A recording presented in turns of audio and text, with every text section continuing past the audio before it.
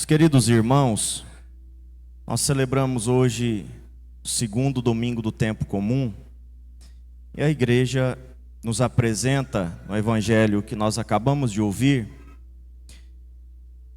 a passagem do evangelho de João que narra o primeiro milagre de Jesus, o primeiro sinal de Jesus realizado numa festa de casamento em Caná da Galileia. E esse milagre, descrito nesses versículos que acabamos de ouvir, para além de uma resolução de um problema imediato, a falta de vinho, nos leva a realidades muito maiores, muito mais elevadas, como por exemplo a própria cruz de Cristo, ou o próprio casamento que acontecerá entre nós e Deus, Jesus e nós, no fim dos tempos, como nós vemos lá descrito no finalzinho do livro do Apocalipse, para as núpcias do Cordeiro. Também esse milagre, esse acontecimento salvífico, se refere ao Novo e ao Antigo Testamento. E se refere a tantas outras coisas que eu não teria tempo para meditar, para falar aqui com vocês. Por isso eu gostaria de propor que nós lêssemos o Evangelho e aplicássemos em nossa vida como uma lição que nos ajuda a rezar, que nos ajuda a pedir e a alcançar as graças, as bênçãos que nós precisamos. Nós vemos que estava numa festa de casamento Maria, os discípulos de Jesus e Jesus. Estavam ali numa festa de casamento e o vinho acabou. O vinho que era uma bebida muito importante numa festa de casamento daquela cultura, diferente da nossa, nós nem sabemos tomar vinho. Eles só bebiam vinho como bebida principal nas festas, nos acontecimentos mais importantes, o vinho estava sempre presente. E faltar o vinho numa festa, além de ser deselegante, inconveniente, é também um mau sinal, porque o vinho significa alegria. Não pode faltar o vinho, que significa alegria, na festa de um casamento. Se acaba na festa, imagina na vida. Nós precisamos de alegria, nós queremos alegria. Na verdade, o que mais nós desejamos, em todas as buscas, em todos os nossos empreendimentos, é sermos felizes. Buscamos a felicidade. Fazendo bem, fazendo mal, é sempre a felicidade. Muitas vezes buscando em lugares errados, mas no fundo é isso que o ser humano quer, ser feliz. Então faltar a alegria na festa de casamento é um mau sinal. Faltou o vinho, faltou, portanto, a alegria. E a Virgem Maria, a mãe de Jesus, a nossa mãe, está ali na festa e percebe a necessidade, a urgência daquela família. Uma necessidade que só poderia ser resolvida ou buscando vinho em algum lugar. E a gente sabe que hoje é possível a gente sair às pressas para buscar mais bebida para a festa, quando acaba. Mas naquela ocasião não era tão fácil assim. Ou através de um milagre. Então Nossa Senhora recorre a Jesus. Ela percebe, ela vê que faltou o vinho, ela vê a necessidade, a urgência, ela então recorre a Jesus. Eles não têm mais vinho. E Jesus então responde de uma maneira que parece ser grosseira, mas não foi. Até alguns evangélicos usam este texto, esta fala de Jesus, essa resposta de Jesus, para dizer que Jesus trata Maria como uma mulher qualquer. Mulher, por que pedes isso a mim? Minha hora ainda não chegou. Alguns vão dizer, está vendo? Olha o jeito que ele trata ela. E se ele trata ela assim, nós também devemos tratá-la como ela merece, como uma mulher qualquer. Bom, ela não merece ser tratada como uma mulher qualquer, e Jesus não trataria Maria como uma mulher qualquer. E chamar Maria de mulher não é rebaixá-la, porque Jesus está ali evocando aquela mulher segundo o coração de Deus, que deveria ter sido Eva, mas não foi, mas que foi Maria, que foi criada segundo o coração de Deus e viveu segundo o coração de Deus. Isso também está fazendo referência àquela mulher do Apocalipse, que vence a serpente infernal, que vence o inimigo infernal. A mulher que deveria vencer a serpente é Maria, mulher. Jesus está aqui dizendo que ela é a nova Eva. Ele é o novo Adão, ela é a nova Eva. Mulher, minha hora ainda não chegou. Jesus não está desprezando Maria, mas está elevando Maria. Está mostrando para mim e para você que Maria tem um lugar especial na história da salvação, porque ele vai antecipar a hora para atender um pedido dela. A hora dele não havia chegado, mas ele faz chegar para atender o pedido de Maria. Maria, como mãe, ela sabe do que precisamos, sempre. Portanto, nós podemos e devemos sempre recorrer a ela, pedir com confiança, com coragem, sem medo de estar cometendo idolatria, sem medo de estar desagradando a Jesus. O próprio Jesus colocou Maria ali na cena do seu primeiro milagre, para dizer que ela está sempre presente na história da igreja e deve estar presente na nossa história, na nossa vida. Não tenhamos medo de recorrer a Maria. Ela não oferece nenhuma ameaça a Jesus. Como uma mãe poderia ameaçar o seu filho? Se o que as mães querem é que os seus filhos desenvolvam, sejam felizes, estejam bem. As nossas mães não abafam, não escondem, não diminuem os filhos. As boas mães não fazem isso. Pelo contrário, elas que se diminuem, elas que se abaixam, elas que se rebaixam o tempo todo para que o filho esteja bem, elas que se sacrificam, que abrem mão de tantas coisas para que os filhos estejam bem. A Virgem Maria não faria diferente. Ela não é ameaça para Jesus. Nem ela quer ser e nem Jesus a vê como ameaça. Ela é aquela que colabora na história da salvação. Ela está vendo a falta, a necessidade, ela apresenta a Jesus. Ela vê a sua necessidade, aquilo que está faltando, aquilo que você está precisando, e apresenta a Jesus. Porque ela sabe que Ele pode tudo. Ela sabe que Ele pode resolver todas as coisas. Então, Jesus acolhe o pedido de Maria, antecipa a sua hora. E Maria sabe disso. Por isso, ela diz para os servos que estão ali: fazei tudo o que Ele vos disser. E aqui está um segundo passo que nós devemos tomar na nossa vida de oração.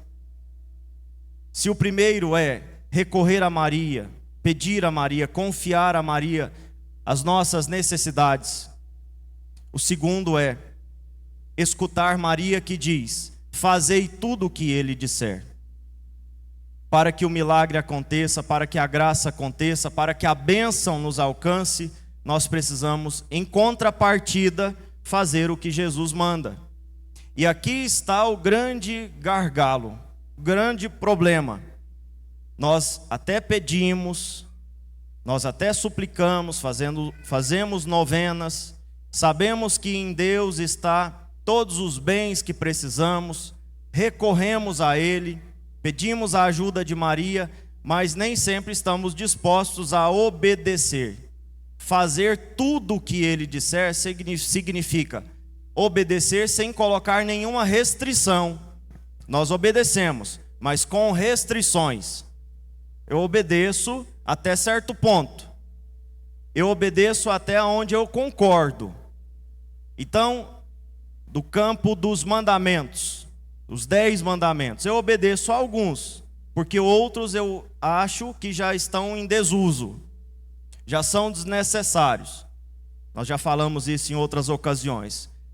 Eu não vou matar e não vou roubar, mas as outras coisas eu não sei se vou obedecer. Eu não sei se vou frequentar a missa assiduamente aos domingos, os dias de preceito. Não sei se vou me submeter a esse mandamento. Eu não concordo muito com ele. Não sei se vou assim guardar puro o meu coração, o meu olhar, a minha mente, né, de imagens, de pessoas, de cobiças. Não sei. Porque eu acho que olhar não mata ninguém. Só ver não mata ninguém. Curiar não mata ninguém. Fazer uma fofoquinha de vez em quando não mata ninguém. Eu não estou prejudicando ninguém. Então eu posso fofocar. E posso até seguir sites de fofoca. Acompanhar programas de fofoca. Porque é bonito, é interessante, é entretenimento. Saber da vida dos outros, os últimos acontecimentos. Não para rezar para as pessoas, mas para satisfazer a minha curiosidade. Preencher o meu tempo livre, enquanto existe um mandamento que diz que nós não devemos levantar falso testemunho. E isso implica não falar dos outros, não fazer fofoca, não levantar calúnias e difamações, suspeições sobre as pessoas, só porque eu acho, só porque eu penso, só porque eu imaginei isso já é verdade, então eu passo para frente.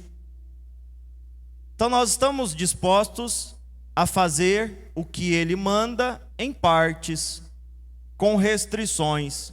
E aqui está o problema. E aqui está a barreira que nos impede de receber milagres e graças. E usando a linguagem do Evangelho. Aqui está muitas vezes a barreira que nos impede de receber o vinho novo que Deus quer nos dar. A verdadeira alegria, a perfeita alegria. O vinho novo da fé, da caridade, da esperança. O vinho novo do perdão. Por exemplo, em relação ao perdão. Quantas pessoas têm grande resistência em perdoar?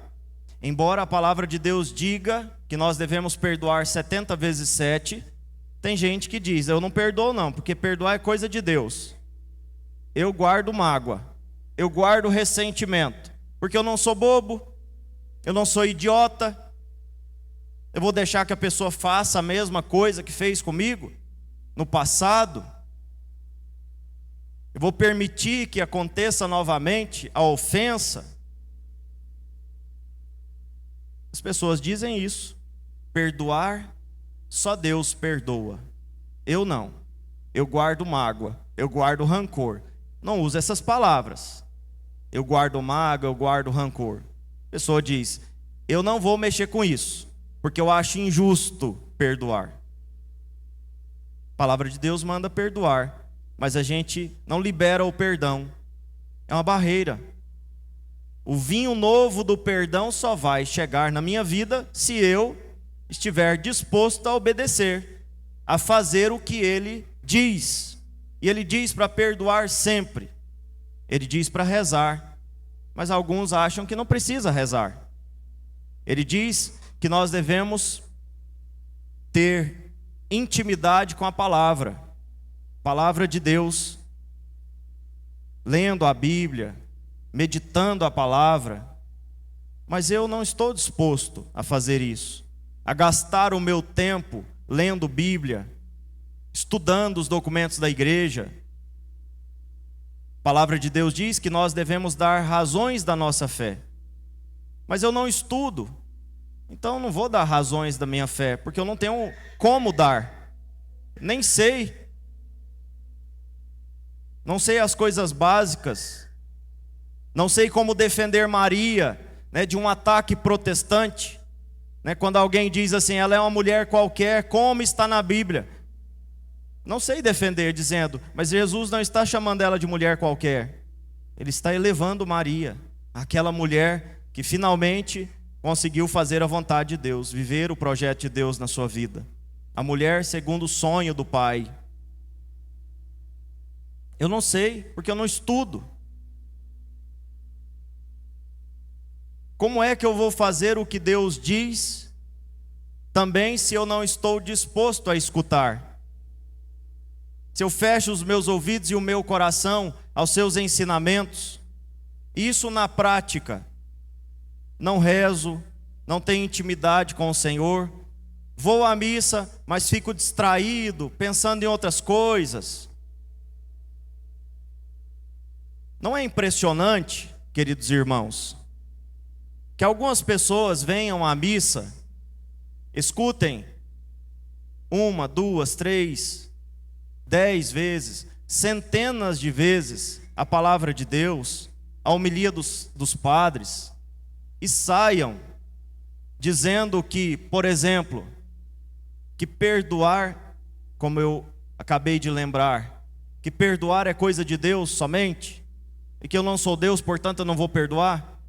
Não é estranho que alguém saia, depois de ter ouvido a palavra de Deus, dizendo assim, que eu estou disposto a fazer alguma coisa, mas não tudo. Eu estou disposto a renunciar a alguns pecados, a romper com alguns pecados, mas não todos. Eu estou disposto a fazer isso, mas não aquilo. Por exemplo, alguns saiam dizendo que está disposto a parar de brigar com a mulher, a ser mais compreensivo em casa, mas não vai largar da amante ou do amante. Não vai largar. Eu já escutei isso, com o argumento de que é amor, e que o amor não tem limites, não tem barreiras, e que se está amando está bom. Continua traindo a mulher, continua traindo o marido. Escuta a palavra de Deus e continua com a mesma postura. Não é estranho? Não é estranho que algumas pessoas, depois de terem frequentado anos e anos a Santa Missa, ainda desacreditem da presença real de Jesus na Eucaristia, dizendo é um símbolo, ele não está lá coisa nenhuma. Não é bem assim. Ele está, mas de maneira simbólica, não real. É muito estranho. Mas por que isso acontece? Porque nós sentamos nessas cadeiras e não abrimos os nossos ouvidos, os nossos corações para escutar o que o Senhor diz. Vamos à igreja às vezes só para cumprir preceito, só para agradar algum parente, só para dizer que temos fé, só para dizer que somos pessoas boas, piedosas. Muitas vezes nós não fazemos o que o Senhor quer porque nós não escutamos. A capacidade de escutar é algo que nós precisamos buscar também, os nossos esforços.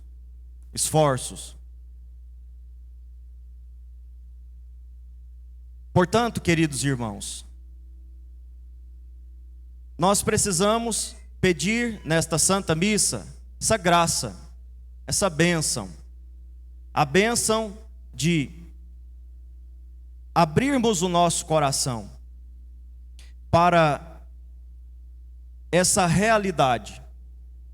Se nós não estivermos dispostos a fazer o que o Senhor mandar, a graça não vai acontecer. E aqui está a nossa dificuldade. Queremos a bênção, queremos o milagre, mas não queremos fazer o que Ele manda. E por fim, fazer o que ele manda com generosidade. As talhas foram enchidas até a boca. Eles encheram as talhas de água até a boca. Não foi pela metade, não foi mais ou menos. Fazer o que o Senhor manda com alegria, com generosidade, também é uma condição para recebermos as bênçãos e as graças que precisamos.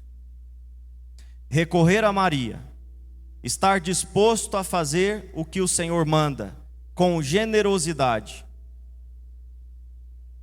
são os passos que nós precisamos na nossa vida de oração, na nossa vida espiritual, para recebermos o vinho novo que vem de Deus. Vamos pedir isso ao Senhor nessa noite. Vamos apresentar ao Senhor a nossa resistência de nos submetermos a Ele, os seus comandos, a sua palavra. Vamos apresentar ao Senhor com humildade as resistências interiores que nós temos, a preguiça também de fazermos as coisas com generosidade. Se você se nota como alguém que faz as coisas emburrado, com raiva, murmurando, resmungando, e não queria fazer, está fazendo porque é obrigação, apresente ao Senhor isso. Fale para o Senhor: eu sou assim, Jesus. Eu faço, mas não com generosidade. Eu não encho a talha até a boca. Eu quero dar esse passo hoje. Peça a Jesus a graça. Peça a Jesus que, por meio da Virgem Maria, o vinho novo chegue até você, a sua família, o seu trabalho, na sua pastoral, no seu movimento, na nossa comunidade, na nossa paróquia.